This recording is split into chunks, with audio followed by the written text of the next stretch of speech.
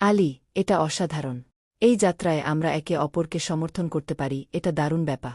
যাই হোক, আপনি কি নতুন মসজিদ নির্মাণের খবর অনুসরণ করছেন? আহমেদ: হ্যাঁ, এটা উত্তেজনাপূর্ণ।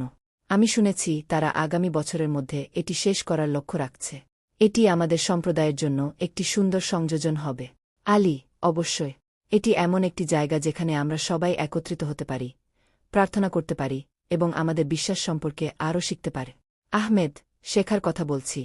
আপনি কি ইদানিং ইসলামিক স্টাডিজ ক্লাসে আকর্ষণীয় কিছু পড়েছেন?